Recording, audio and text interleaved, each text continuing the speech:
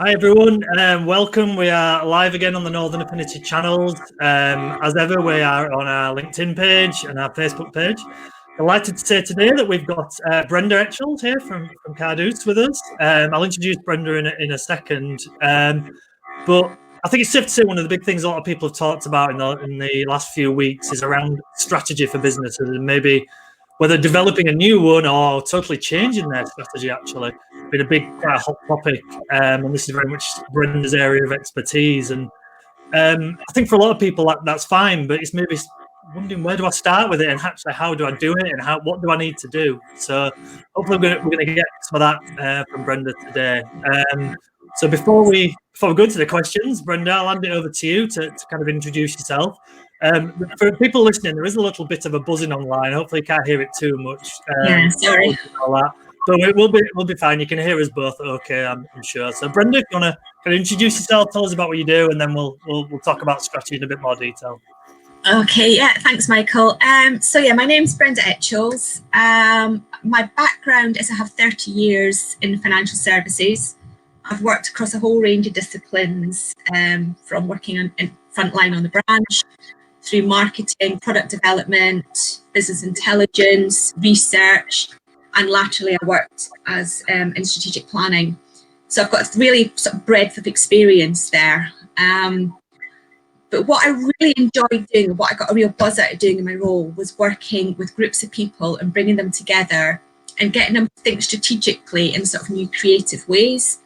So I kind of realised that I could do that really for any business of any shape and size. So even though my background's corporate world, the skills and techniques and experience I have can be shared for businesses of all shapes and sizes. So what I did was stepped out of that corporate world and set up my own business, Carduus, really with the aim of making strategy simple for all, so anybody can access it, and to help them have those sort of longer term, big picture plans in place. So that's why I set up my business, really. I have developed a whole range of workshops that people can either do in-house if they've got big teams of people, or they can attend themselves in public workshops, just to find out about those little tools and techniques that I say make strategy really simple and effective, that you can then take away and use yourself in your own business. So it's Carduus in a nutshell. Perfect. Thank you, Brenda.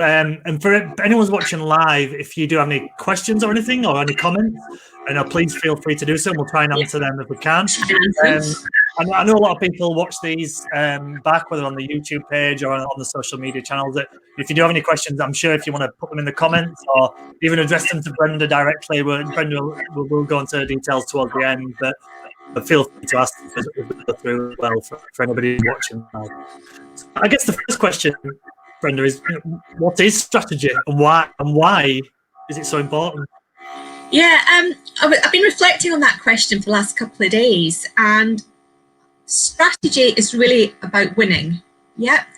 So it's about having a game plan. It's about setting out in business to do well and to succeed, and to have that game plan of how you're going to do it. So making sure you're thinking 2 or 3 steps ahead all the time. So I kind of use the analogy of thinking about it as a game of chess. So an experienced player will go into a game of chess and they'll already in their head have thought about how they're going to win that game. And they'll be thinking 2 or 3 steps ahead and moves ahead at all time.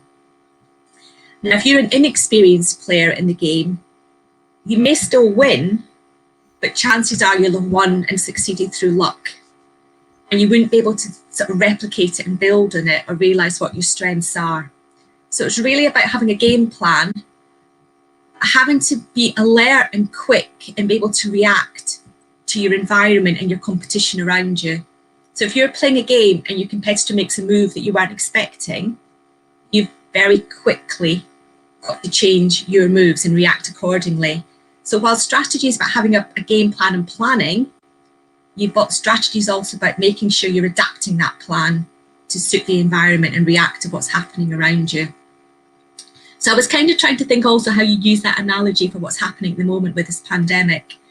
So imagine you're having a game of chess, you're outside, you've got you and your component, and you're playing your game and you're both making your moves and you're both reacting.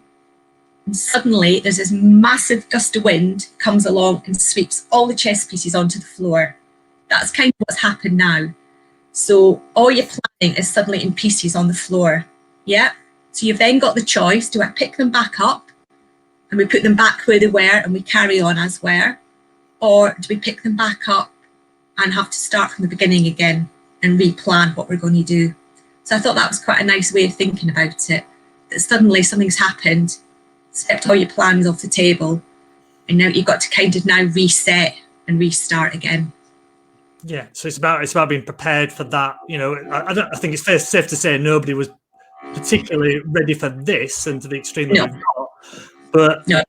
I know it's conversations I've had with other people. Actually, what's happening now is actually just an acceleration of a lot of the things that were going on anyway, whether it's the use of technology like this or whatever it may be. So actually, if you had those strategies already in place, maybe it was a little bit easier to adapt to the situation we are now in.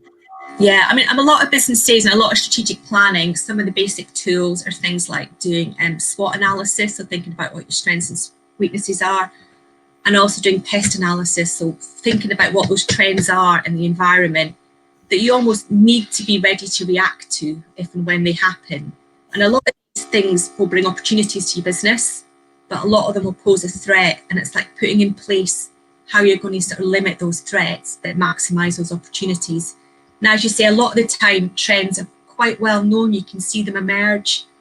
A pandemic, probably, unless you're a large corporate with a big disaster recovery or contingency planning, probably you didn't see that coming.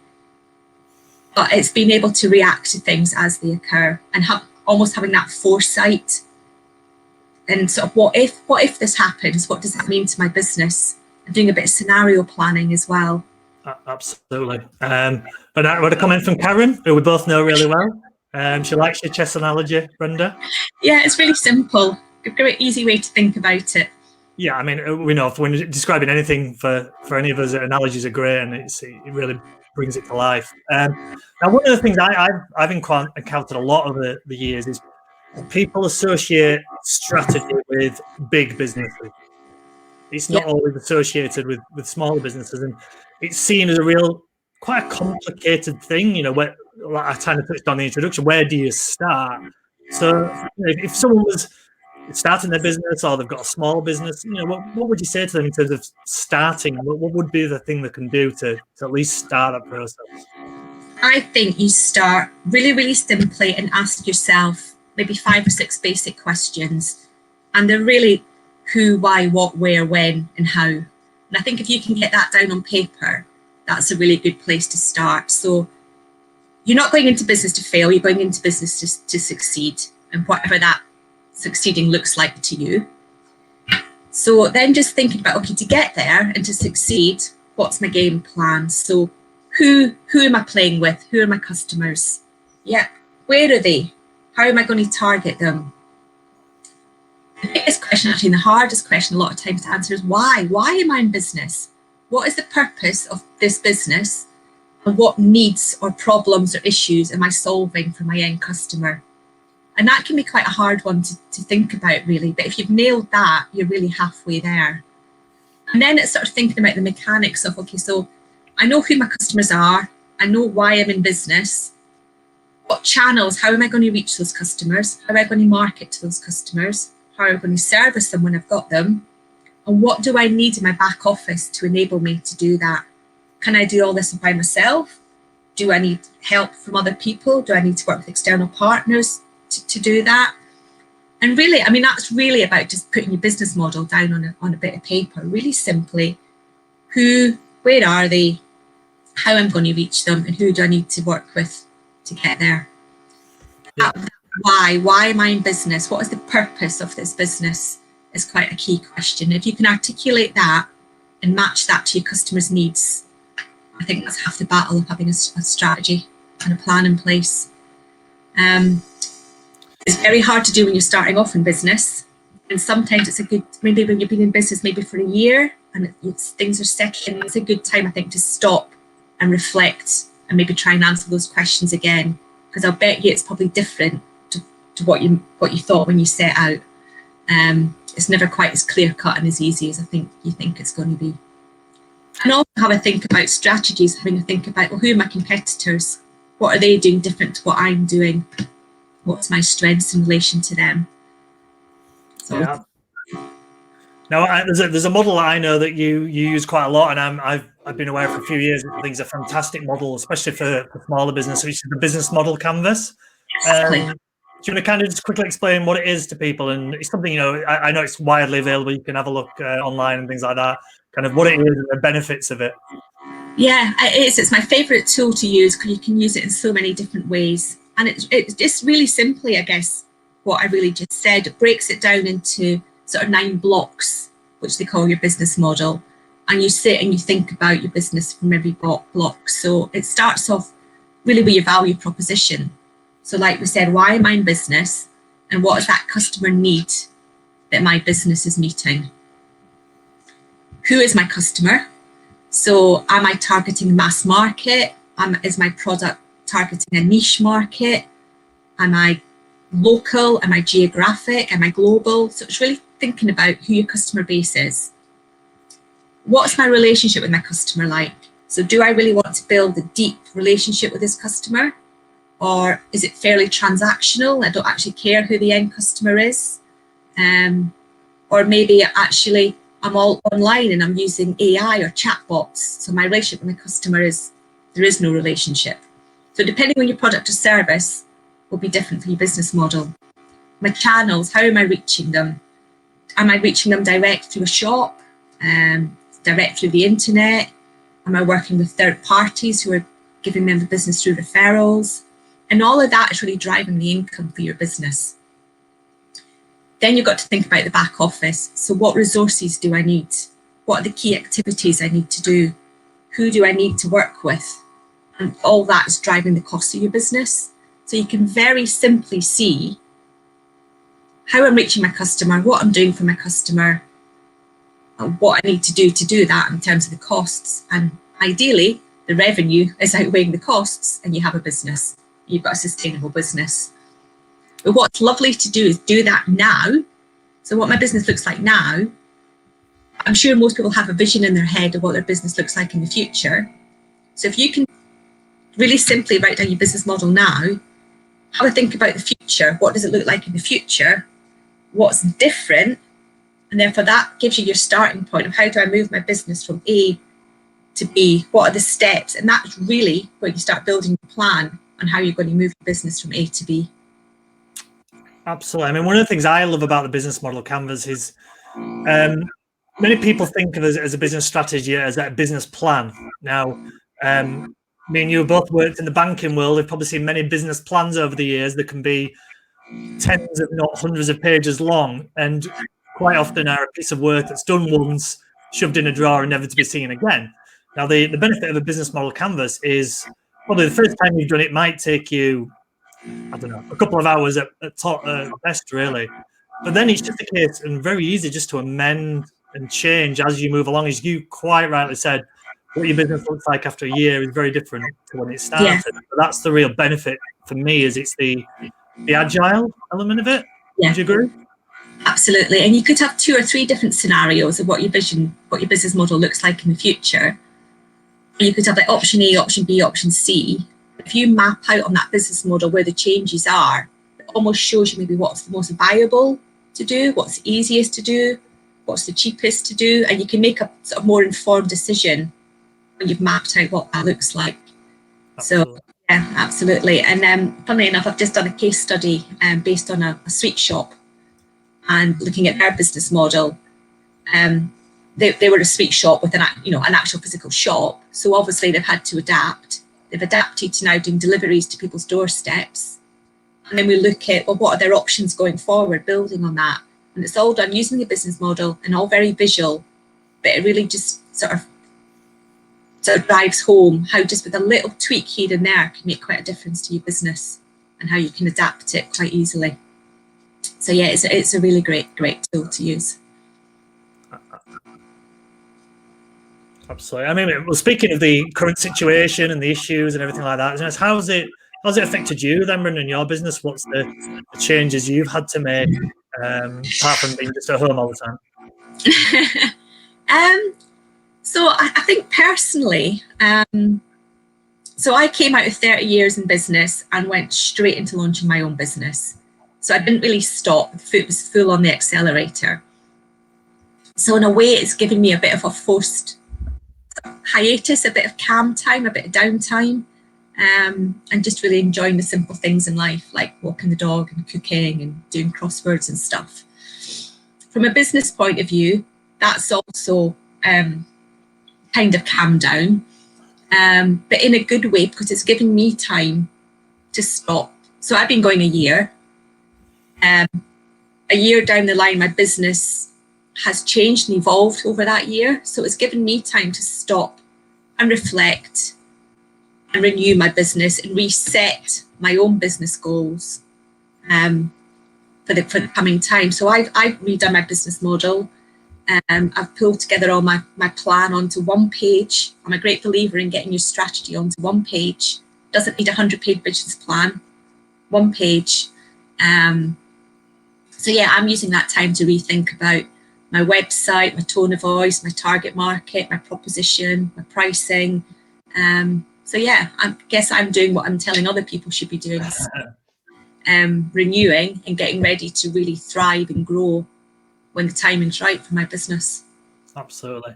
So just kind of, I know every business is different and there's no one typical example, but when you start working with somebody, how does that work? How do you kind of get them to a point of where you're helping them build that strategy and communicating that strategy? So kind of roughly what's the process, I guess, is what I'm asking there. Yeah, I guess it differs for every size of business. And I work from one people lifestyle businesses right up to your small corporates.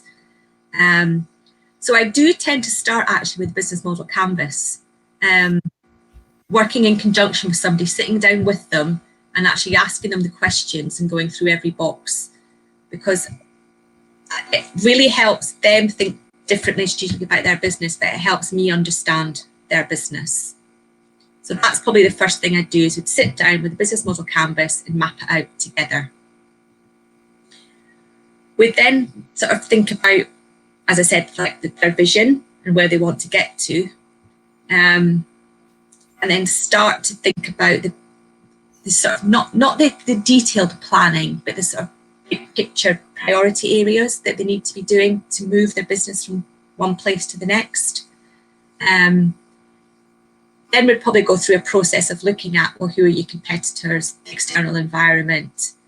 If you want to grow your business, how are you growing it? Are you growing it through entering new markets? Are you going to bring in new products? Are you going to sell more to your existing clients? So really just work through a series of different tools and techniques that make you think about how you're going to move from A to B.